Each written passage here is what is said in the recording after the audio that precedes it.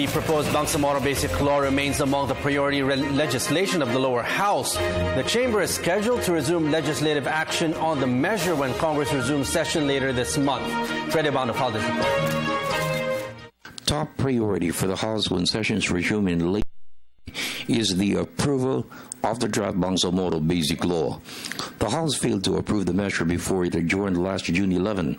Deputy Speaker Pangalian Balindong stressed it's a must for Congress to approve the measure to implement the peace agreement signed by the government and the Moro Islamic Liberation Front in March of 2014.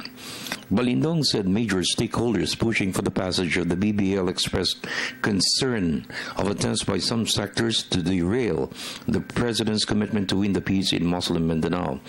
Congressman Rodolfo Biasan stressed the approval of the BBL must be compliant with the Constitution. Avoid any challenge before the Supreme Court. We are not losing hope because there's still time. When we resume in July after the SONA, maybe we can tackle the bill. We have to give the bill a preference. Not to say that we will not anymore also the 2016 budget, but we have to give priority to the BBL, considering that we have only a few months before December. The BBL must be achieved, must be passed, that could stand constitutional scrutiny. Yeah. Number two, that the BBL will work to bring peace to Mindanao. A key area of concern for some members of the House is the block grant to be granted for the Bangsamoro government to implement projects and programs to address the main cause of the Muslim in Mindanao. This is poverty.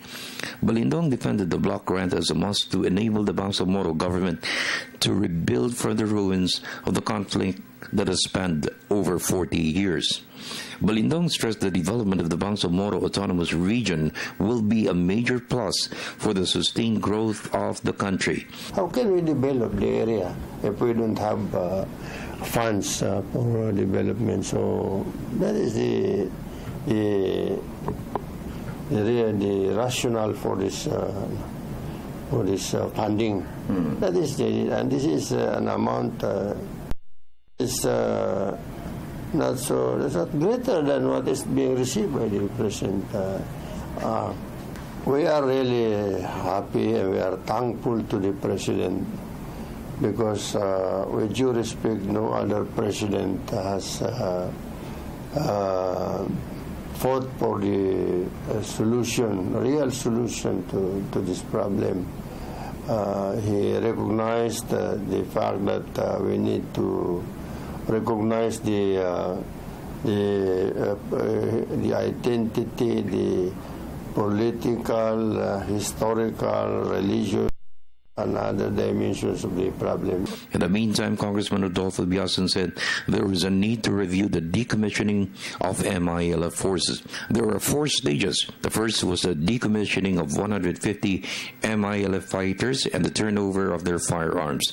Biasan said there must be a process to account for all the firearms of the Moro Islamic Liberation Front and to ensure they will not be used again in the future to fight the government.